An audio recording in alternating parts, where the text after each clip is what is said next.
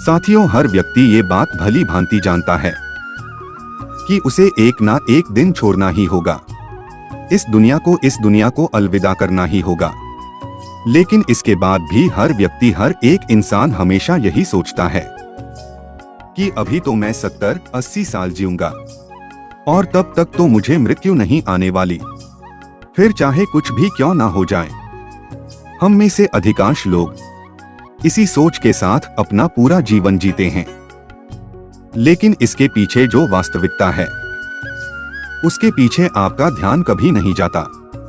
भले ही ये मानते हो कि आप 70-80 साल जिएंगे ही, लेकिन वास्तविक तौर पर देखा जाए तो हर एक व्यक्ति हर एक सांसें जो ले रहा है, और कब ये खत्म हो जाएगी ये किसी को नहीं पता।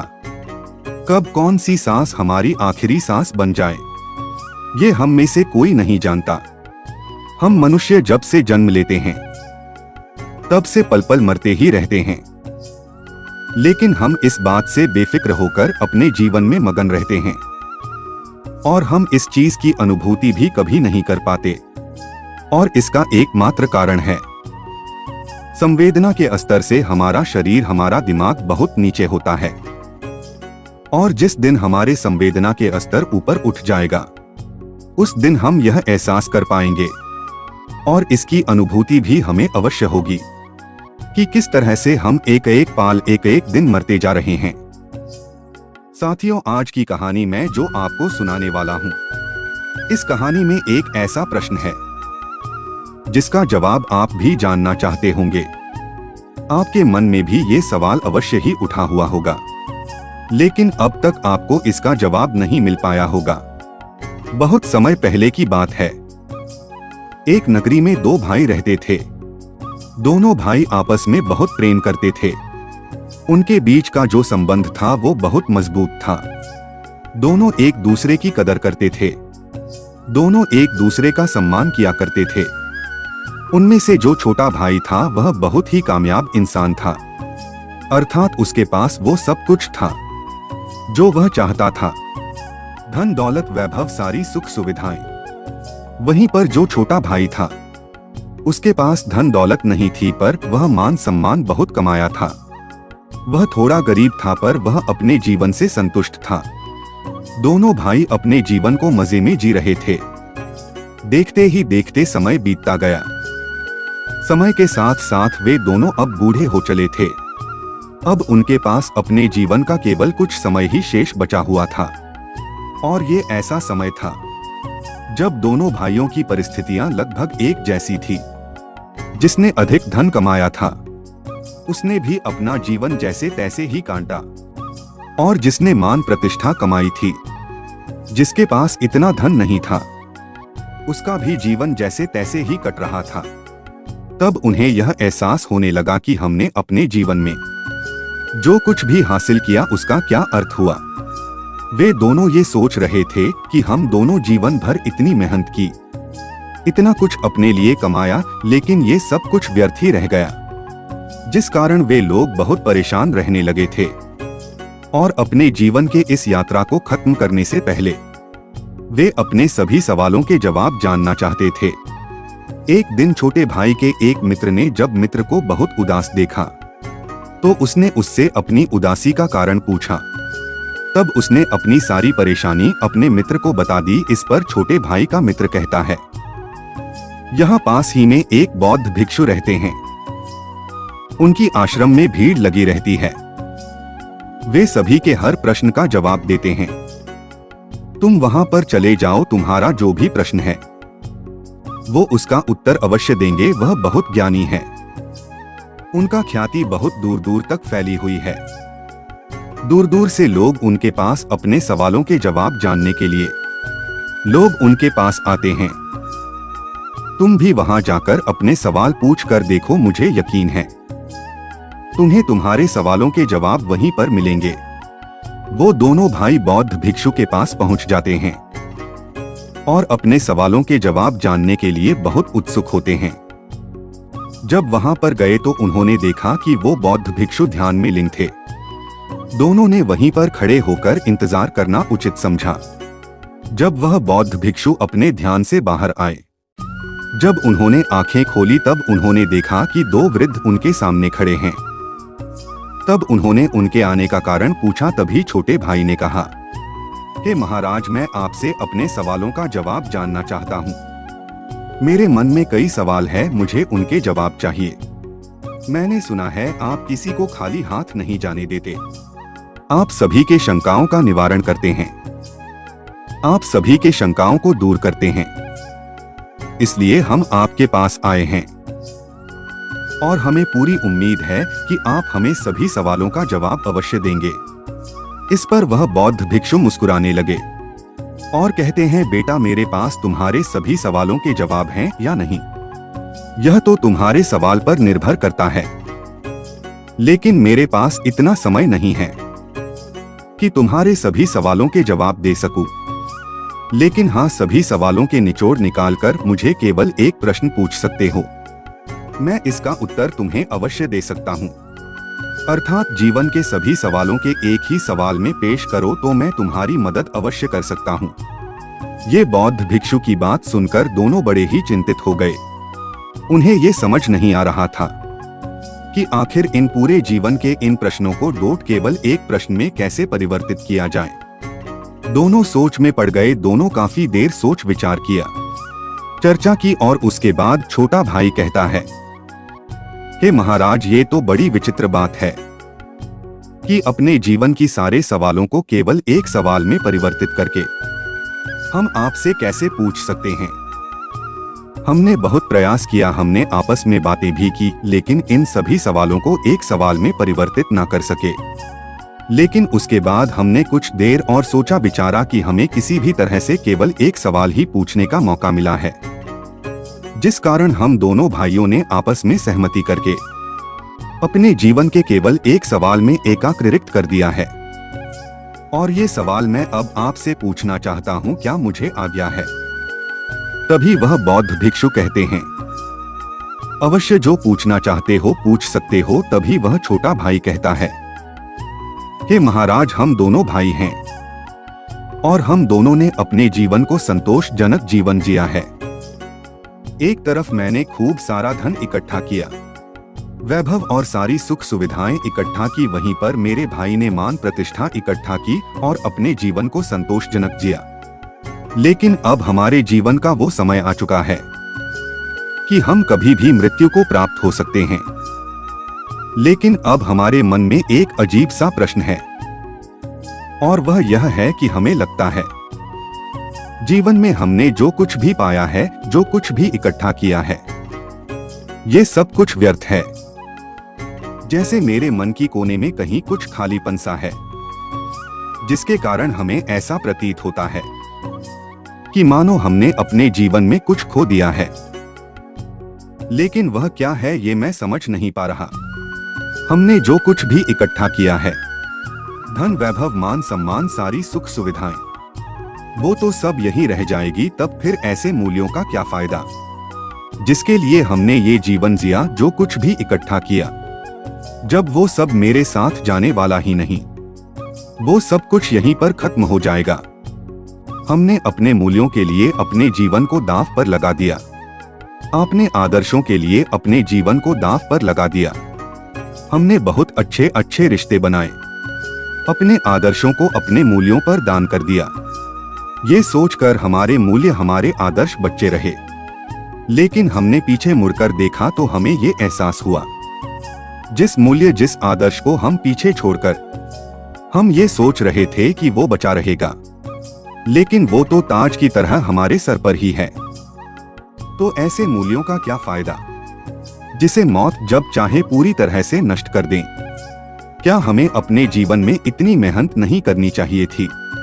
क्या जीवन के दौड़ पर जिस समय हम खड़े हैं, हमें ये सब एहसास हो रहा है कि हम असली सत्य को पहचान नहीं सके? और वो असली सत्य क्या है, यह भी हम नहीं जानते। लेकिन इस सत्य को जाने बिना भी हम अपने जीवन को त्यागना नहीं चाहते। जब हम ये सोचते हैं तो हमारा मन डर के मारे कांप उठता है।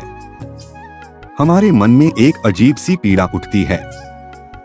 हम यह नहीं जानते कि वो क्या है, लेकिन हमें तो बस ये जानना है कि आखिर वो सत्य है क्या, आखिर वो खालीपन है क्या। इसलिए हे महाराज, आज हम आपके पास आए हैं कि आप हमारे सवालों का जवाब देंगे।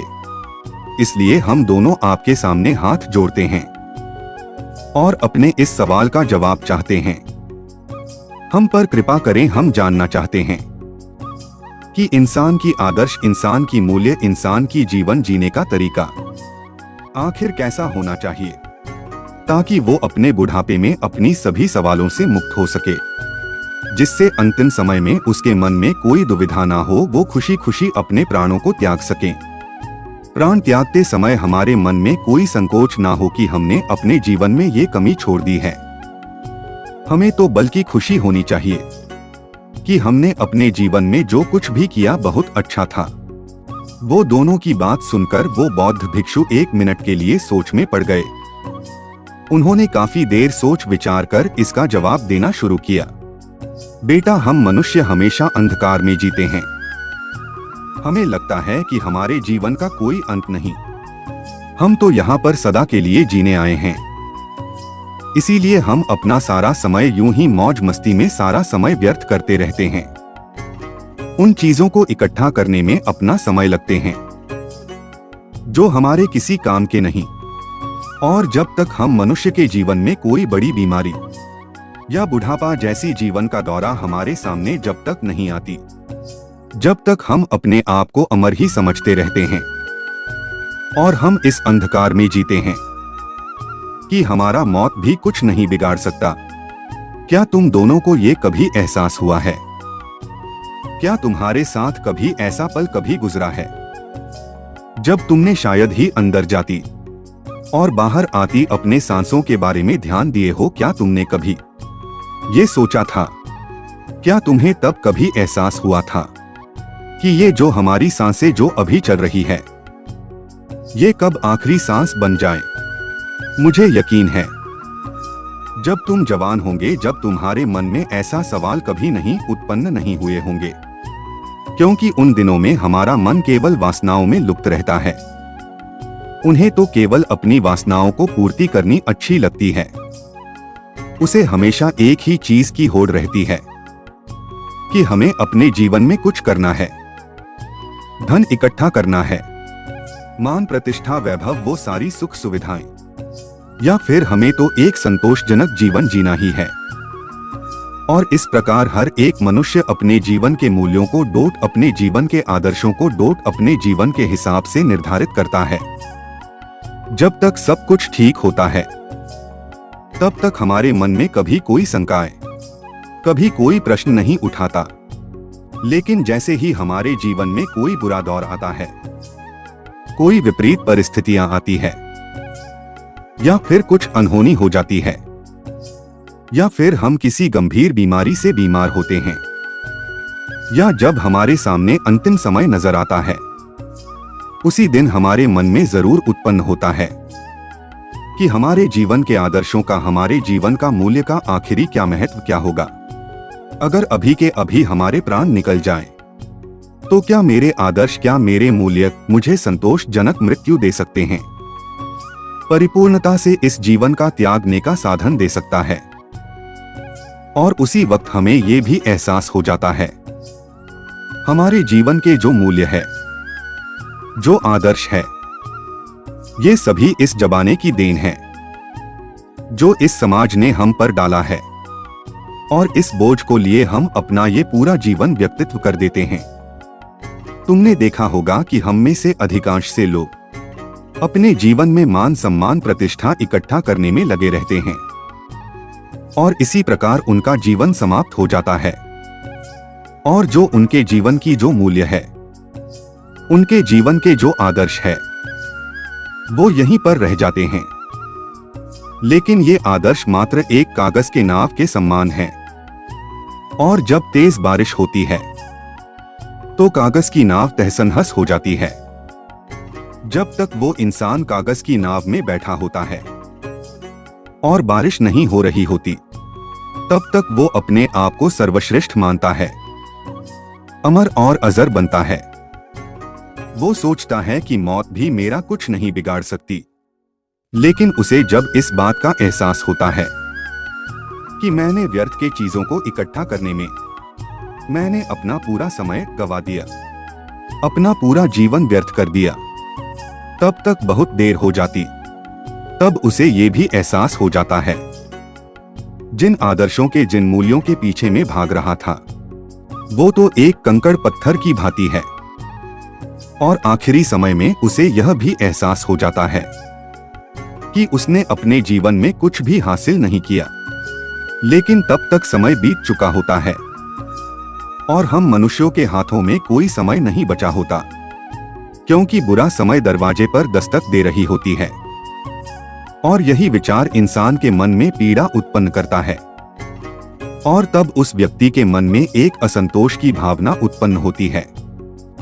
उसे लगता है कि उसने अपने जीवन में कुछ भी नहीं किया, जिस कारण उसके मन में एक अधूरापन सा रह जाता है, एक खालीपन सा, जिसके कारण मनुष्य परिपूर्णता से मृत्यु प्राप्त नहीं कर पाता, वही खुशी खुशी मृत्यु को गले नहीं लगा पाता। लेकिन असली सवाल तो यह है कि क्या मौत को सचमुच गले लगाया जा सकता है, या वास्तविक तौर पर परिपूर्णता के साथ, संतोष के साथ में मृत्यु को प्राप्त किया जा सकता है? और अगर आपको इस सवाल का सटीक जवाब मिल जाए तो आपको आपकी जीवन की राह मिल जाती है, क्योंकि मृत्यु ही जीवन का दूसरा पहलू है जो आपको जीना सिखाती है, हमें जीवन जीने का मार्ग दिखाती है। जरा एक पल के लिए ये सोच कर देखो कि तुम अभी जिंदा हो, लेकिन जो तुम्हारी सांस चल रही है वो तुम्हारी आखिरी सांस बन जाए, तो वो अंतिम क्षण में तुम्हें किस बात का पछतावा होगा? एक पल के लिए ये सोच कर देखो, हो सकता है कि तुम्हारे मन में ये तकलीफ हो कि मैंने उस कार्य को अभी तक पूरा नहीं किया, मैं अभी तक अपने लक्ष्य तक नहीं पहुंच पाया, मैंने किसी से वादा किया था कि मैं ऐसा करके दिखाऊंगा, लेकिन मैं अभी तक उसे पूरा नहीं कर सका। ऐसे कई सवाल आपके मन में उठने लगेंगे और यही सवाल, यही पीड़ा हमें दीमक की तरह खाती चली जाती है।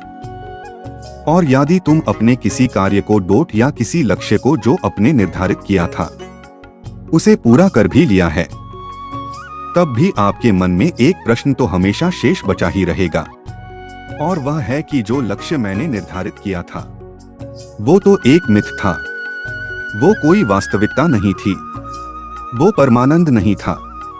इसलिए वही कार्यवाही लक्ष्य तुम्हारे मन को पीड़ा पहुंच जाता है और तब हमारे मन में एक और सवाल उत्पन्न हो जाता है कि हमने अपने अज्ञानता के कारण अपने जीवन में एक गलत लक्ष्य चुन लिया और उसे पाने के लिए अपनी पूरी ताकत लगा दी, अपना पूरा जीवन लगा दिया।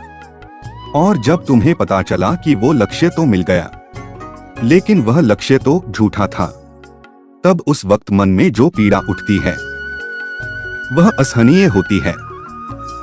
एक बार के लिए यह भी सोच कर देखो कि तुमने अपने जीवन में कोई लक्ष्य निर्धारित किया था और उसे लक्ष्य के लिए तुम चलते जा रहे हो, और तभी तुम्हें यहाँ पता चलता है कि जिस लक्ष्य के तुम पीछा कर रहे थे, जिस लक्ष्य को तुम पाना चाहते थे, वह तो लक्ष्य दूसरे दिशा में रह गया। जब तुम अपने जीवन के दूसरी छोर पर पहुंच जाते हो, तब तुम्हें यह एहसास होता है कि जिस लक्ष्य को हम पाना चाहते थे वो तो जीवन के दूसरे छोर पर हैं और तुमने उस पर काफी ध्यान नहीं दिया, आंखें खोलकर उसे कभी देखा नहीं। तुम तो बस इस अंधकार में थे कि मुझे तो बस अपना लक्ष्य पाना है, इसलिए तुम अपने आंखें बंद करके तुम अपने दिशा में आगे बढ़ते चले गए, ये सोचकर शायद जहां पर ये रास्ता खत्म होगा वहां मेरा लक्ष्य अवश्य मिल जाएगा। लेकिन आप यह भूल गए कि यह तो जीवन है, जीवन तो हर कोई जीता है, यहाँ तक कि जानवर भी जीते हैं, खाना पीना तो जानवर भी खाते हैं। एक जानवर भी मेहनत करता है, अपने परिवार का पालन पोषण करता है और वह भी अपनी प्रतिष्ठा कायम रखता है। लेकिन सबसे बड़ा सवाल यह भी है कि एक जानवर और एक इंसान के लक्ष्य में क्या फर्क होता है। जानवर का लक्ष्य सीमित होता है, उसे तो बस इतना ही चाहिए कि मुझे तो पेट भर के खाना मिल जाए और मैं आराम से अपनी जीवन को जी सकूं। इसके अलावा उसे अपना परिवार बसाना अच्छा लगता है और यही उसके जीवन का लक्ष्य होता है। वहीं पर एक इंसान ये सोचता है कि वह धन संपदा इकट्ठा कर ले, मान सम्मान प्रतिष्ठा, एक अच्छा घर, इससे ज्यादा और कुछ नहीं। यही उनका एकमात्र लक्ष्य होता है और इससे ज्यादा कुछ और करना है तो समाज में मान प्रतिष्ठा भी बढ़ा लो, जिससे मेरा जीवन परिपूर्ण हो जाएगा। क्या आपने एक जानवर और एक इंसान के लक्ष्य के बीच की समानता देखी है? दोनों का लक्ष्य लगभग एक जैसा ही होता है। उन्हें भी मेहनत करके अपने परिवार का पालन पोषण करना है, पेट भर के खाना खाना है और इधर हर एक व्यक्ति को मान सम्मान प्रतिष्ठा और धन इकट्ठा करना है। तो दोनों का लक्ष्य लगभग एक जैसा ही है और दोनों का जीवन लगभग एक जैसा ही है। तो फिर हम इंसान को ये अहंकार क्यों है कि हम एक इंसान हैं? हम भला क्यों उन जानवरों से ऊपर समझते हैं? आखिर वही जीवन हम भी जी रहे हैं और वो जानवर भी जी रहे हैं। तो फिर दोनों में फर्क क्या है? तो यहाँ पर इसका जवाब भी बड़ा और सरल है। एक इंसान के पास उसकी चेतना होती है, जिसकी चेतन ऊपर उठ चुकी होती है। उसे इस बात का भली भांति एहसास होता है कि एक इंसान के पास चेतना का फर्क है। जानवरों में चेतना नहीं होती, लेकिन दूसरी तरफ इंसानों की चेतना ऊपर होती है और किसी चेतना का इस्तेमाल करके यदि आप चाहे तो परमात्मा को भी हासिल कर सकते हैं। लेकिन हम मनुष्य तो केवल इस समाज के हिसाब से चलते हैं। अपनी चेतना का इस्तेमाल केवल धन प्राप्त, मान प्रतिष्ठा और समाज में अच्छा बने रहने के लिए, इस चेतना का छोटी छोटी चीजों के लिए इस्तेमाल करते हैं। किंतु हम चाहे तो इस चेतना का इस्तेमाल करके हम अपने जीवन को परमानंद की ओर ले जा सकते हैं, जिससे हमें जीवन का आनंद भी आएगा, उस परमात्मा का ज्ञान पा सकते हैं। लेकिन यह चेतना समय के साथ धीरे धीरे बर्बाद कर देते हैं। हमें इसका कोई एहसास नहीं रह जाता। इसलिए जब जीवन का अंतिम समय आता है तो हमारे मन में एक पीड़ा उठती है, हमारे मन में एक तकलीफ रहती है और वही हमें ये एहसास भी करवाती है कि जो कुछ भी अपने जीवन में हासिल किया है कुछ कंकड़ पत्थर की समान है।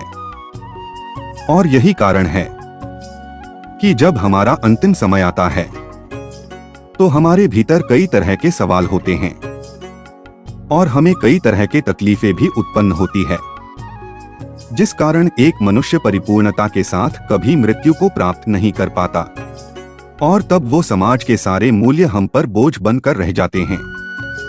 उनका हम तो पालन करते हैं, लेकिन अधूरे के साथ, क्योंकि यह तुम्हारी खोज नहीं है, ये तो समाज की खोज है और ये समाज ने ये बोझ तुम पर डाला है।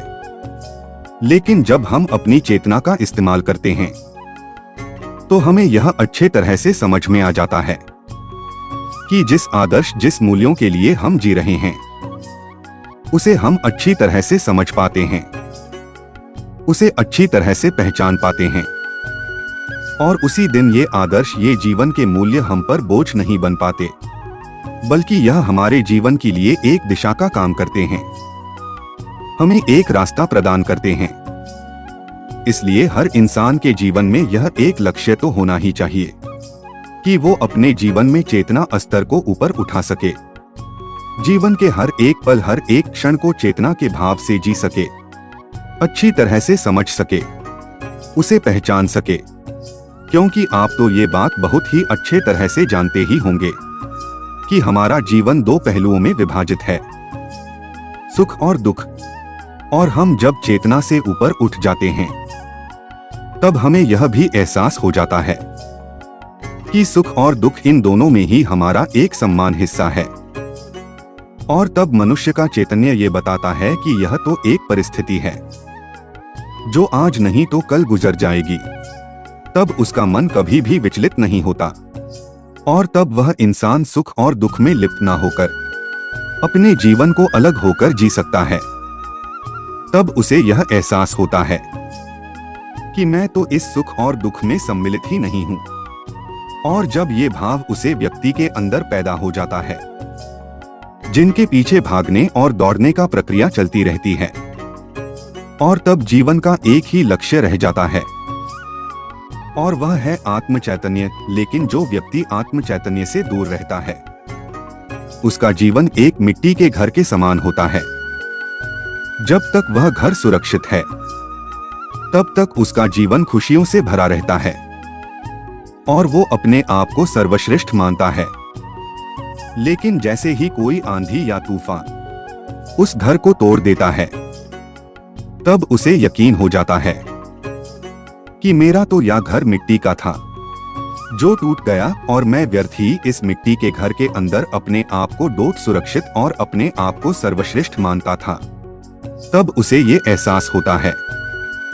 तब वह रोता है, बिलखता है, और उसे यह भी पता चल जाता है कि व्यर्थ ही अपने जीवन को सबसे मूल्यवान समझ रहा था। लेकिन तब रोकर क्या फायदा होगा? सब कुछ तो बीत चुका, वो समय तुम्हारे हाथों से निकल चुका। अब जो भी क्षण तुम्हारे हाथों में है, अब उस क्षण का इस्तेमाल करो। जीवन के आखिरी समय में पश्चाताप करके क्या फायदा? क्योंकि जो भी समय आपके पास बचा है, आप चाहे तो इसका इस्तेमाल कर सकते हैं। कहा जाता है, जब जागो तब ही सवेरा। अपने भीतर चैतन्य को पैदा करने के लिए केवल एक पल ही काफी है, और आपका पूरा जीवन एक पल में ही रूपांतरित हो जाता है। और अब से भी आपके मन में चैतन्य पैदा हो जाता है, और आपको ये लगता है कि जीवन क्या है, क्यों है, और इस जीवन का असली अर्थ क्या है। यदि तुम इसे भली भांति जान पाते हो, तो तुम्हारा अवचेतन मन इस बात को भली भांति जान पाता है, जिस कारण तुम्हारा पूरा जीवन इस पल में रूपांतरित हो जाएगा, और तुम्हारा जितना भी बचा हुआ जीवन है, उसे जीने पर तुम्हें पश्चाताप नहीं होगा। तुम अपने जीवन को जागरूक होकर जियोगे, पूरे होश में जियोगे। इसलिए अपने जीवन को इस तरह से जियो जैसे कि वो आपका आखिरी दिन हो। अपने हर एक कार्य को ध्यानपूर्वक देखो, समझो। आपके अंदर उठने वाली विचार, आपकी अंदर उठने वाली भावनाएं, उन चीजों को ध्यान से देखो, समझो, जिससे आपकी जीवन की एक नई शुरुआत होगी। एक ऐसा व्यक्ति जिसका चैतन्य जाग उठा हो, और ऐसे व्यक्ति के लिए हर एक दिन अनोखा होता है, खास होता है। आपके लिए हर एक सुबह नई होगी, हर एक शाम अनोखी होगी। सोचो, हम अपने आप अपने जीवन को डोट कुछ इस तरह से बना ले तो हमारा जीवन कितना रूपांतरित हो जाएगा, और हर दिन हमारे लिए एक नया सूरज निकलेगा। हर दिन हमारे लिए अनोखा बन जाएगा। हर दिन हमारे चैतन्य को ऊपर उठने वाली अस्तर को एक सीढ़ी बन जाएगा। लेकिन हम मनुष्य अपने जीवन में व्यर्थ के चीजों के पीछे भागते रहते हैं, कंकर पत्थर इकट्ठा करते रहते हैं, अपने जीवन में ऐसे लक्ष्य को निर्धारित करते हैं जिसका कोई अर्थ ही नहीं। हम व्यर्थ के धन संपदा, मान संपदा के पीछे भागते रहते हैं, जो एक ना एक दिन मिट्टी में मिल ही जाएगा, और तब हमारा जीवन व्यर्थ लगने लगता है। लेकिन यदि आपका मन चैतन्य से भर जाए, तो आप हर चीजों का लाभ उठा सकते हैं। आप हर पल को भरपूर जी सकते हैं। हर एक क्षण आपके मुट्ठी में होगा। लेकिन आपका मन चैतन्य से भरा नहीं होगा, तो आप उस पल मौजूद ही नहीं होंगे। तो भला उस पल को कैसे जिएंगे? उस पर क्या घट रहा है, ये आपको पता तक नहीं होगा। और जब वो घटना होकर गुजर जाएगी, तब आपको एहसास होगा। तब आप अपने परिस्थिति को दोष देंगे। मैंने तो अपने जीवन में अच्छे लक्ष्य, अच्छे आदर्श निर्धारित किए थे। लेकिन आप ये भूल जाते हैं कि केवल लक्ष्य की निर्धारित करने से आप अच्छा जीवन नहीं जी सकते, अपने जीवन को आनंदमय नहीं बना सकते, और तो और आप अपने जीवन को जीना नहीं सीख सकते। यही तो परम सत्य है। तो साथियों, ये वीडियो आपको कैसी लगी? मैं उम्मीद करता हूँ इस वीडियो से आपको बहुत कुछ सीखने को मिला होगा। अपनी राय कमेंट बॉक्स में दें। फिर मिलते हैं अगले वीडियो में। जय हिंद।